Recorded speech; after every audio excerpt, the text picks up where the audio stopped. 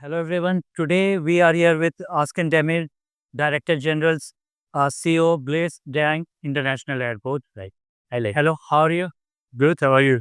So great. So coming to my first question, could you tell us about yourself, your professional journey into the aviation industry? Well, it is a very long journey. I started work in '88 in Atatürk Airport, Right. Istanbul. From there, it was a charter operation time, and that we were handling a lot charter flights. And then I was in Antalya Airport as a station manager for a local carrier, Honor Air. There, I was in Tunisia for airport operation, one French tour operator. There, I go back to Istanbul to work as a business development responsible for Çelebi ground handling, and I represent them in India as well as a country manager for 3 years. Yes. And then I go back as GM at Atatürk Airport for Çelebi ground handling. And after Çelebi, I was in civil sport in Riyadh Airport again for 3 years. And for last 8 years, I'm in Senegal, in Dakar, first for ground handling, now on terminal management side. So the Senegal airport has seen impressive uh, passenger growth in the last few years. What key strategy is implemented to manage the increasing rate of passengers? Well, first of all, it was a very important project for Senegal country, for the government as well, because when you look to the Africa, Africa is a huge country, like it's our continent actually. Yes. When we are talking about Africa, we are saying like a country, but if you take the size of Africa, you can fit easily Right. Europe, Russia, China, India. US, India together in their continent. And traditionally, we have 5 hubs in Africa. It is Casablanca, Cairo, Addis Ababa, Nairobi, and UNESCO. But there wasn't a hub in western side of Africa. And that was the project of the Senegalese government to create a hub, aviation hub in Western Africa. And we were lucky to be a partner with the Senegalese government on this project. This is the position of Dakar. It is very important geopolitically because it is almost in the same distance between Europe, North America, South America, and the part of the Africa, Western Africa. That's why we are considering that our airport is the hub of the Western Africa. That's how also comes from 2 million passenger in 2017 and to 3 million passenger today, despite we have a COVID for almost for 2 years time. And now we are planning to go to the 5 million passengers in 5, 6 years time. So, with rapid developments in aviation infrastructure, how is your airport adapting its facilities and services to meet a future passenger demand and international standards? First, we became the part of the ACI World program on which helped us a lot to develop several projects and also to understand the expectation of the passenger. Most difficult part for the small and the medium sized airport now, the today passenger is expecting the same service level as in the big airports like Dubai, Shanghai, Istanbul, etc. That we need to respond to that expectation on our level.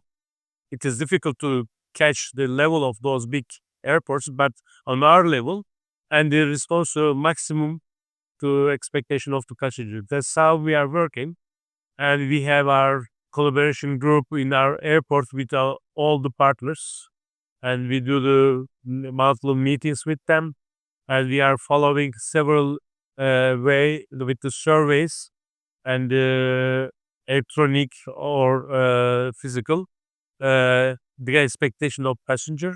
We are creating the persona of passenger to understand the real expectation, because when we say we need to invest on the technology, but on the which level, right, it is very important also. If you are not investing for to invest, you are investing to serve your passenger. This is the our understanding, And with this understanding, we create a new development plan for our airport, which will start in this year. So, what role does digital transformation play in enhancing passenger experience and operational efficiency at your airport? There is two part of IT or digitalization change on the airport.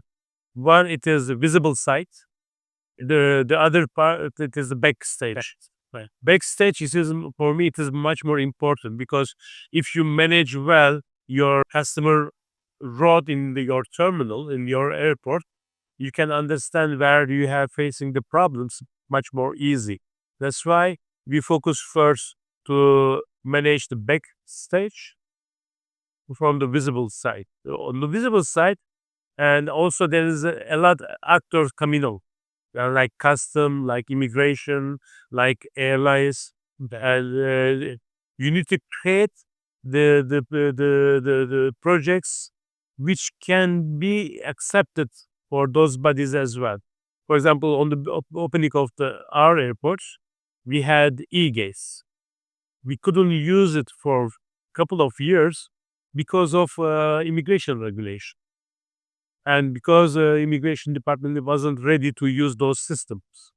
Now, for starting from 2020, we start to using it's operational. Yeah, it's operational now, but it's took time. I'm giving this example. Then bringing the technology, it is not itself helping you. You need to be Implementing. exactly. Yeah, as Senegal continues to position itself as a key aviation hub in West Africa, how is the airport contributing to this national vision and what partnerships are being forged to support this goal?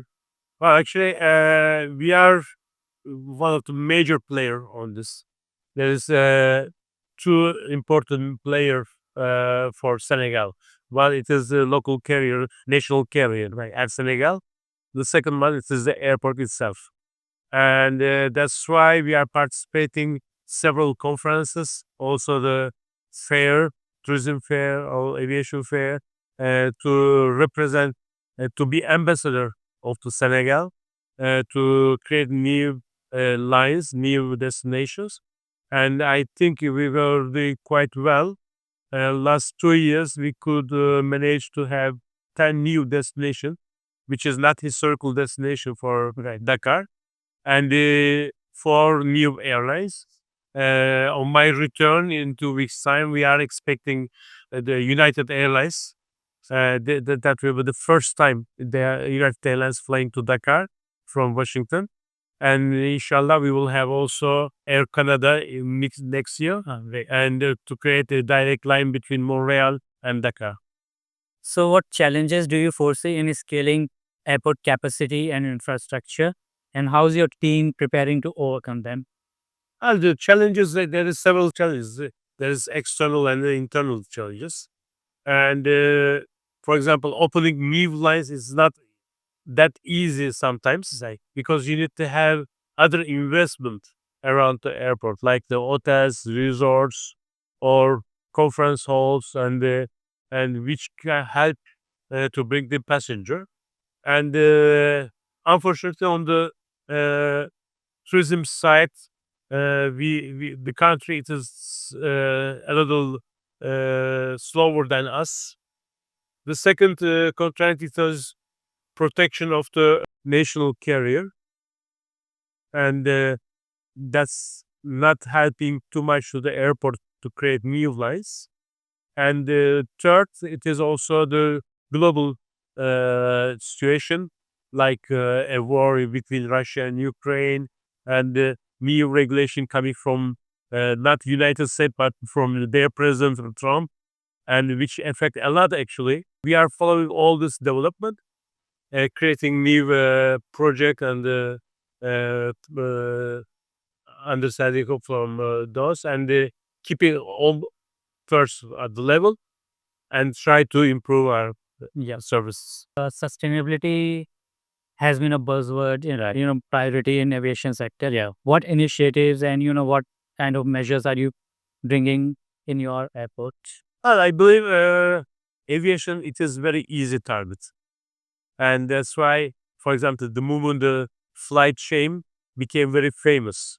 But when you take the carbon emission worldwide, the role of aviation, it is just 3%.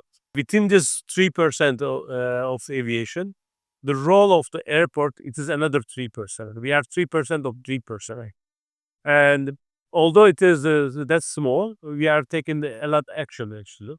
I'm not talking about only for my airport, generally for all airport in the world. And on my airport, we are partner with the ACI World Airport Carbon Accreditation Program. We are on the level 3, which is the elimination of the carbon emission in our airport. Since the beginning of the program, we could manage to eliminate almost 20% of our carbon emission in the airport. And now, this year, we have two major projects.